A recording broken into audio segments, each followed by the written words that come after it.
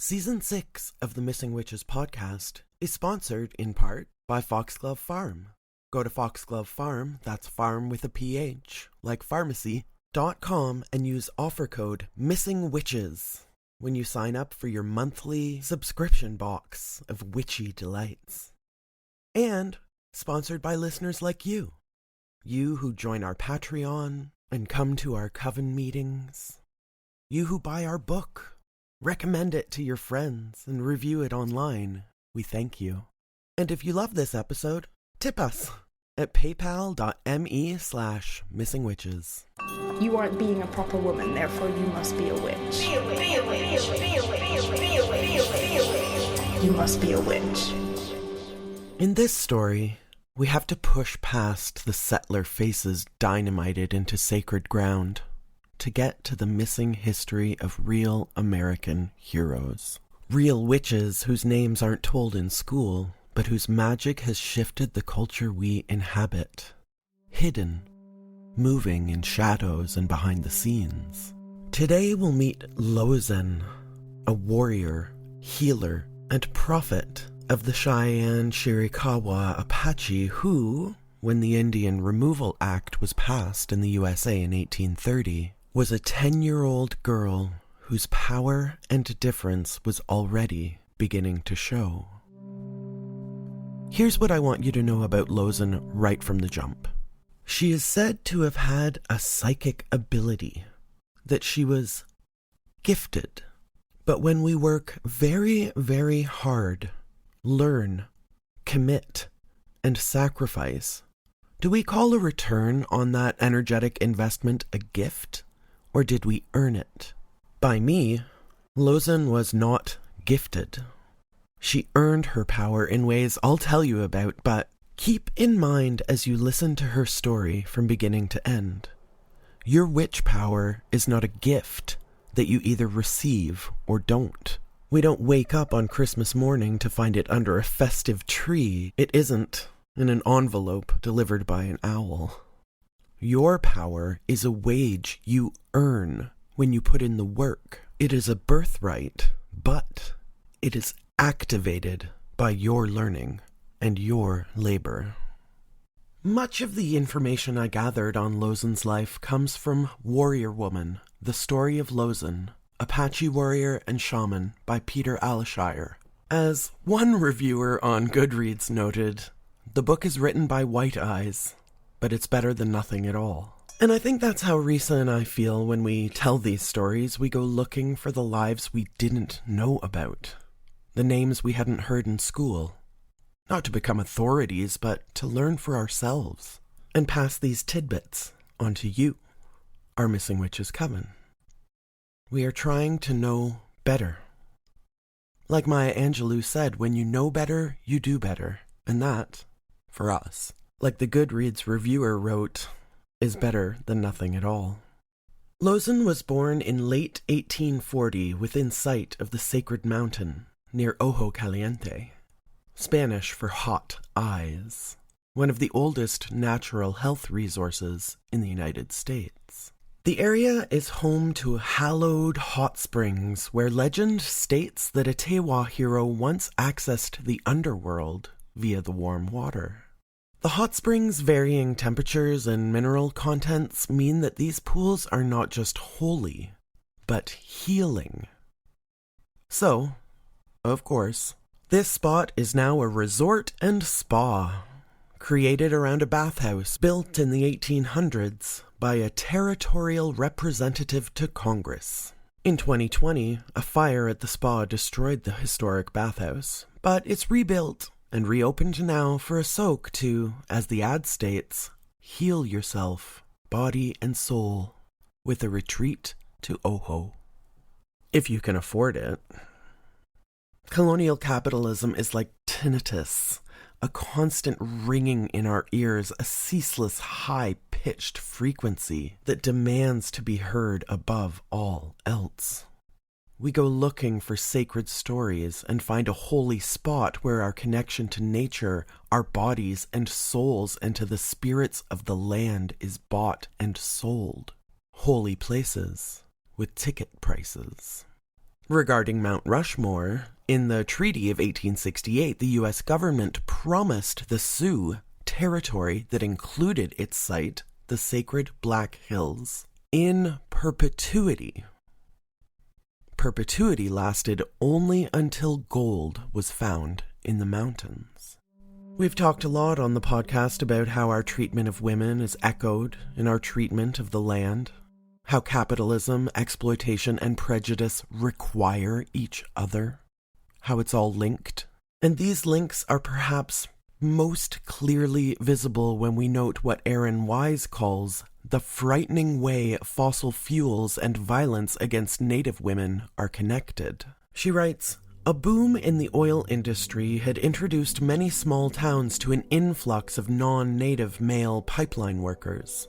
This caused the ratio of men to women in said communities to change drastically. On average, the ratio is around 10 to 1, and in some places it can be as high as 20 to 1. As Christine Nobis of Seeding Sovereignty has previously written, the rise of violent crime is directly coincident with the oil boom. It may not be obvious to non-Native people, but the health and safety of Native American people is directly linked to the health and safety of our land." Erin drops some statistics. According to the U.S. Government Accountability Office, U.S. attorneys reportedly declined 50% of the indigenous cases deferred to them between 2005 and 2009, of which 67% were sexual abuse and rape-related. 70% of violent victimizations experienced by indigenous peoples are not committed by persons of the same race, according to the Bureau of Justice Statistics. Attempted suicide has been reported by more than 20% of girls surveyed. Erin concludes the essay by saying, "A catastrophic web has been woven between extractive industries and Native communities, and we are each called upon to observe issues of broader concern. It is evident now, more than ever, that extractive industries are having disproportionate adverse effects on Indigenous peoples, particularly on the well-being of Native women. The continued desecration of unceded Indigenous territories and sacred resources resulting from extraction projects have contributed to disease, birth defects, reproductive health issues, and delayed early childhood development among many community members. More attention needs to be given to Indigenous women living near points of extraction. This is the land we inherited from our ancestors. We are still here, intrepid and indigenous, and we are moving forward." Christine Nobis said, "Our stories about colonial violence and environmental destruction are key to moving forward in the fight to stop the systemic destruction of our environment." See, witches, the universe operates in patterns, webs, connections. You can think of it literally or metaphorically, but we are the earth. Lozen's power, in my view, wasn't so much that she was psychic, but that she was listening. Connected to the earth to such a degree that it sent her messages. The Apaches did not refer to themselves as Apache. This was a word that translated to enemy in Zuni and was later adopted by the Spanish. Apaches instead referred to themselves with variants of Ende, meaning the people. The name Lozen was an Ende war title meaning one who has stolen horses in a raid. This reminded me of a German turn of phrase, a compliment. Jemand mit dem fjernem stehlen kann. It refers to someone who is reliable, trustworthy, a friend with whom you can do something extraordinary, difficult, or crazy. Someone who is game for everything. Literally translated, somebody with whom you can steal horses. And Lozen was all that. Strong, loyal, and trustworthy, someone you could steal horses with. Her brother Victorio called her his right hand in battle, saying she was strong as a man but braver than most, and cunning in strategy. He said, Lozen is a shield to her people. Of course it helped that she had the ability to detect the movement of her enemies. According to legend, Lozen would stretch out her arms, with her palms facing the sky. Then she would follow the sun, praying to Usen, the Ende creator of life. When she felt a tingling in her hands, and when her palms darkened, Lozen would know the direction from which her enemies were coming. But before she came into her power, Lozen came of age. By 7, she had demonstrated her proficiency with horses, her ability to win foot races, and keep up with not only the boys, but with her tribal leaders. Alishire wrote, "At first, Lozen was like many other girls. She gathered the firewood, waited to eat until her father and her uncles were finished, and spent long hours with the women preparing the food. She chewed sinew, tanned buckskin, gathered food, and she thought often that she would like to become an apprentice to a warrior. She learned the names of all the places around the Ojo Caliente and up on the sacred mountain. Each hill, outcropping, spring, stream, cluster of trees, and canyon had a name given to it by the first people. She traveled along with her mother, her father, her uncles, and Nana whenever she could, hoping they would tell her the stories of the naming of each place. Each story taught a lesson. Because everyone knew all the stories, they could make almost any point by bringing up the right places, all without ever offering a direct criticism to wound a person's pride. Nana said she must learn all of the place names she could and remember each story. Nana explained that Lozen must go to these places and sit there a long while and listen. These places would know she was listening. The places themselves could correct one's thinking, and they would help her to smooth out her mind, to let go of fear and emotion and ego and self-importance. Only places could impart the calm, focus, and attention that came with wisdom. Lozen yearned for wisdom so she might serve her people. So she eagerly sought the names of every place she encountered and traveled constantly about the Ojo Caliente and up and down the sacred mountain, repeating the names of each place and sitting quietly for hours at a time to let the wisdom of those places soak into her. Soon, it was time for Lozen's sunrise ceremony. A quick note, for over 70 years, the sunrise ceremony was banned by the US government, as were most of Native spiritual practices and rituals.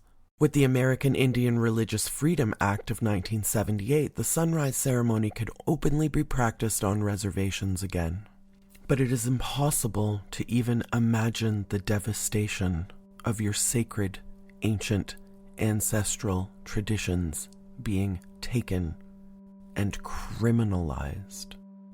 The 4-day ceremony that Lozen passed through marked a girl's transition into womanhood, acknowledging the power of her blood.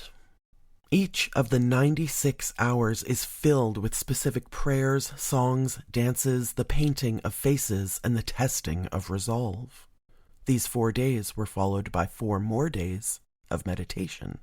Alishire wrote, "Lozen remained in prayer, like a dream, and when the full 4 days of meditation had passed, she got up, taking nothing but a water skin, and went up to the sacred mountain. She found a place that seemed right to her and sat alone, not eating, barely moving, hoping for a vision." Alishire describes how days passed. The sun rose and set. Lozen began to feel despair. No vision was coming. All she could hear was the crow. All she could see were the clouds. And then she realized that this despair as well is a form of pride. And so she returned to listening. She waited, patiently, for her power.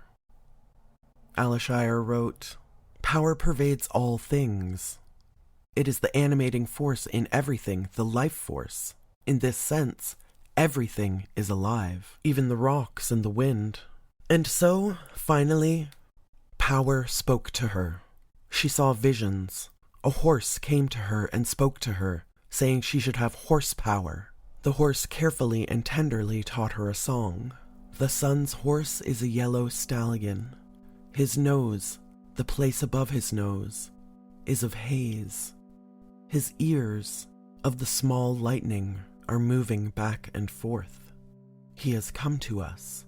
The sun's horse is a yellow stallion, a blue stallion, a black stallion, the sun's horse has come to us. This song would give her power over horses and an understanding of them and the ability to heal anyone who was affected by horse sickness or injured by a horse. She also saw other things and heard other voices, things about which she did not speak again, and that she did not describe, nor question, nor ever forget. She told Victorio and Nana she had been given a ceremony to locate the enemy. She had been told she must stand in a clear space and sing the song she had been given. If an enemy was near, she would feel his presence in the heat on her palms when she faced the direction from which the enemy would come. The greater the heat of her hands, the closer the enemy. She sang the song. Upon this earth, on which we live, Usen has power. This power is mine. For locating the enemy, I search for that enemy, which only Usen the Great can show me. And Lozen's people needed her. The Indian Removal Act was being enforced as Lozen was coming into her power. And as Alishire wrote, the White Eyes had come. Among the people, everything depended on the character of a man. But who could know how it stood with the White Eyes? The Nantans said they could not make a decision themselves, bound by the promises written down on paper, which seemed almost like witchcraft. Let's take a look at one of those promises written on papers, the Indian Removal Act. Some trivia, Davy Crockett, who I didn't even know was a congressman and not just king of the wild frontier, voted against the Indian Removal Act, stating that his decision would, quote, not make me ashamed in the day of judgment. The Indian Removal Act was signed into law on May 28th, 1830 by United States President Andrew Jackson, who appears on the American $20 bill. Quick reminder that he was set to be replaced by Harriet Tubman, but nah, right? Ad break! And ad break, witches! These ad breaks are sponsored by Missing Witches. We love you if you love us and you want to support us. There are lots of ways that you can do that.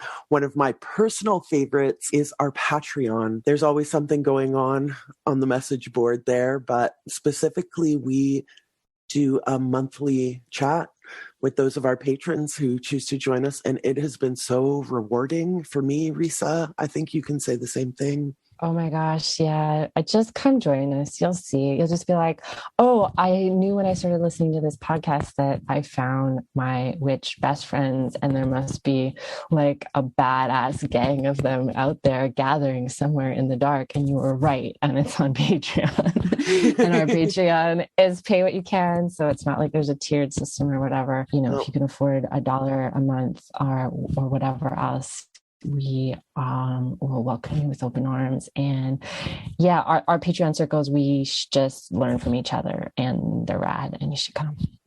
Yeah. And another excellent and exciting and thrilling to even say out loud way that you can support us is by buying our book, Missing Witches. Oh yeah. You can get a paper copy if you're like me and you like to fuck a book up when you read it with a lot of same. I like to dog ear. I have like a sigil system that I use to annotate my books, but also like a lot of times it just has to be an ebook because I know I'm going to want to search things. Sometimes I like an ebook. Also, it's available as an audiobook, which Risa and I narrated ourselves.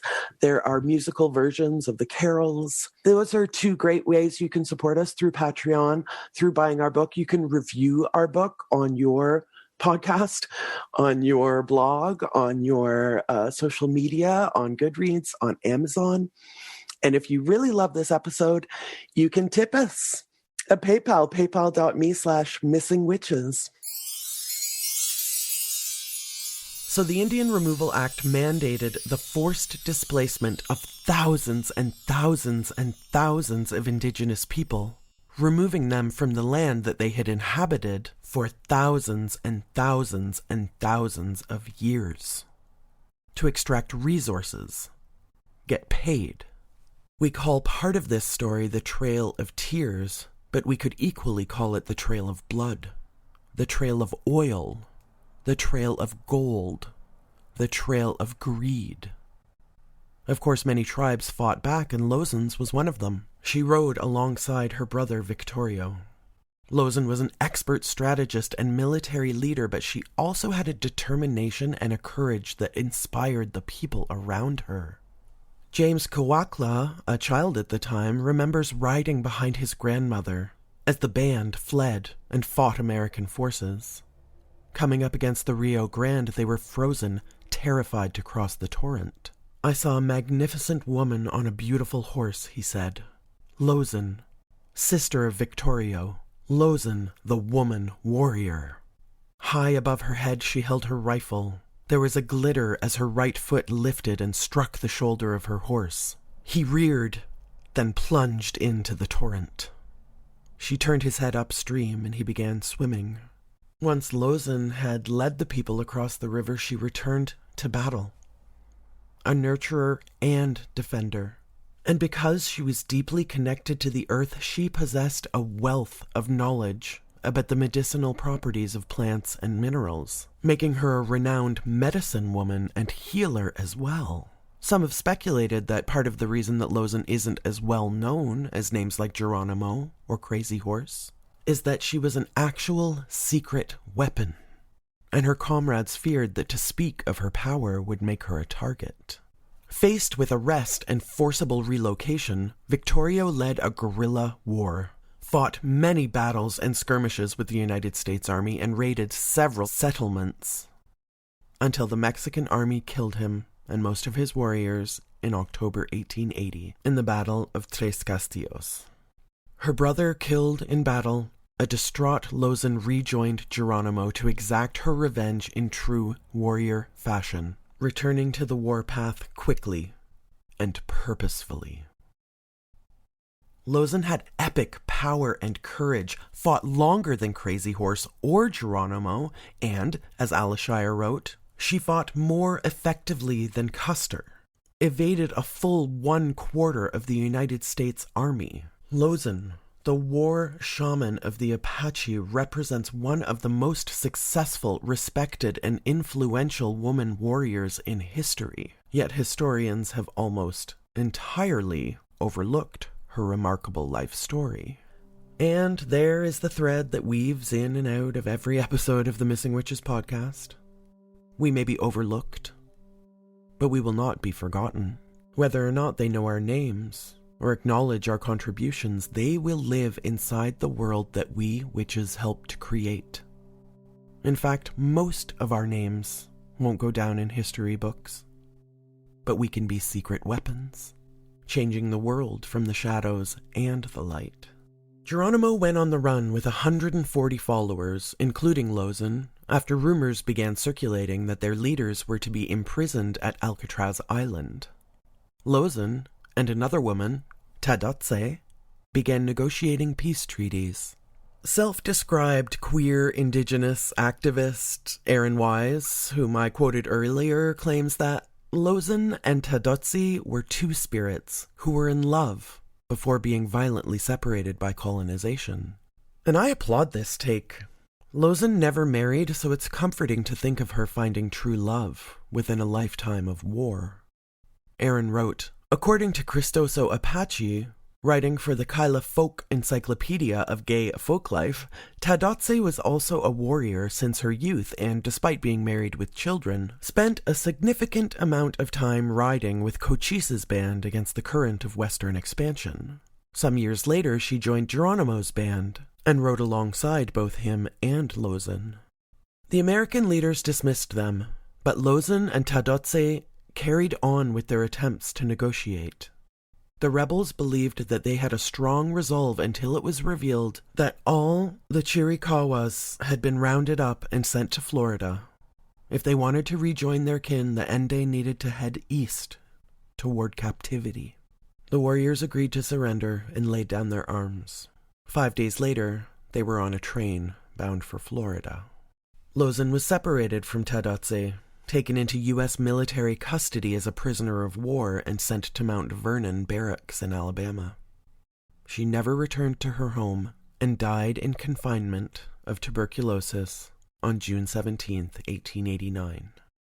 At 49 years old, she had been fighting for almost literally her entire life. Sometimes I wonder about the high road, about negotiation and respectful discourse, agreements, concessions, compromises. And of course these things are very good, but only when there is mutual trust and respect between the two parties. Lozen spent her final active years negotiating in good faith that the white eyes could show reason, compassion, a willingness to bend.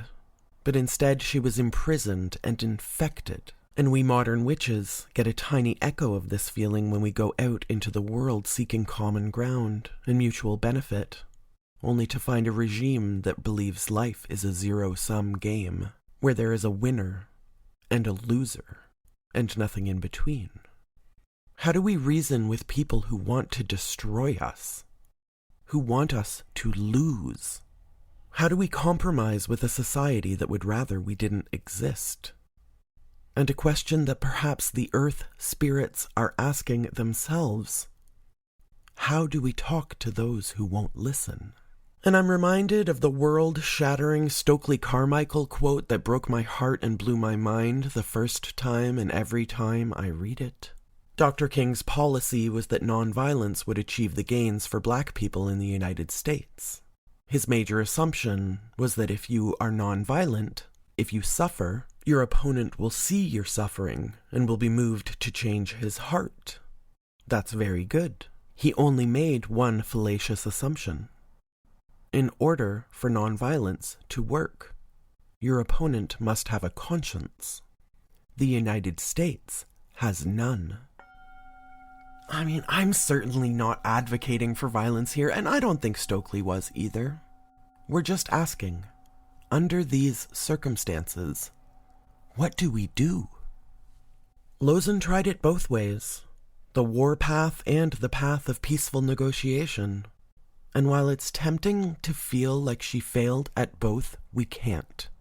Because we don't know how many lives, or maybe even generations, she may have saved. What America might look like if she hadn't tried. What the future might look like if we don't try.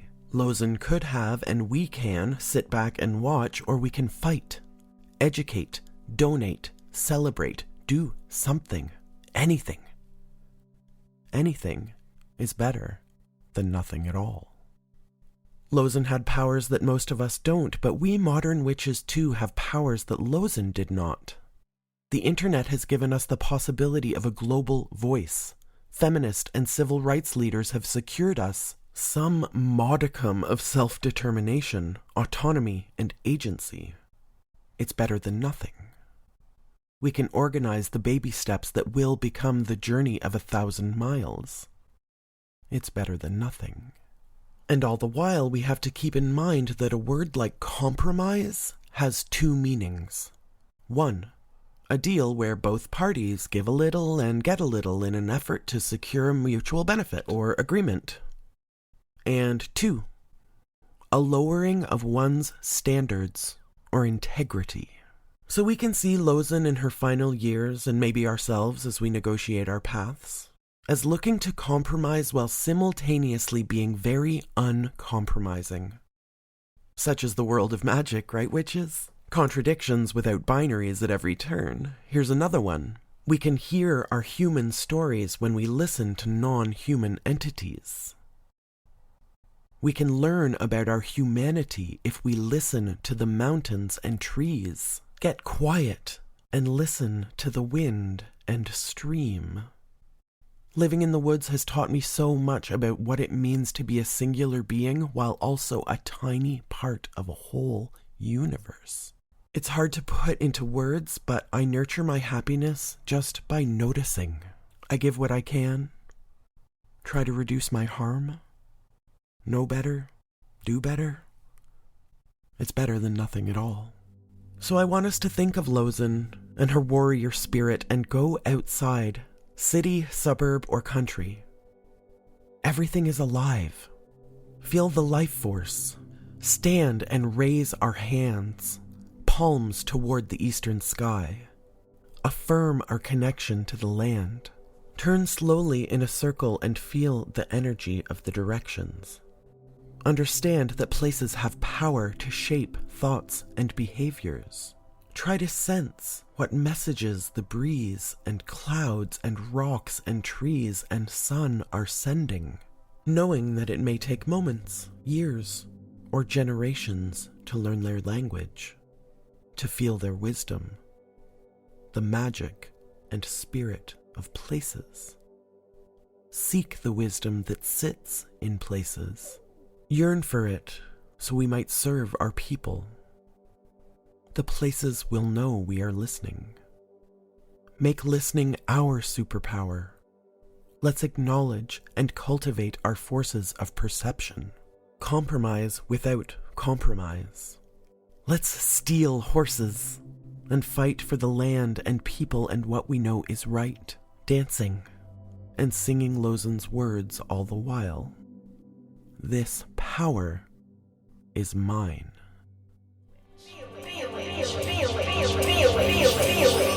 You must be a witch. Season 6 of the Missing Witches podcast is sponsored in part by Foxglove Farm. Go to Foxglove Farm, that's farm with a PH, like pharmacy.com, and use offer code MISSINGWITCHES when you sign up for your monthly subscription box of witchy delights. And sponsored by listeners like you. You who join our Patreon and come to our coven meetings. You who buy our book, recommend it to your friends, and review it online. We thank you. And if you love this episode, tip us at paypal.me/missingwitches.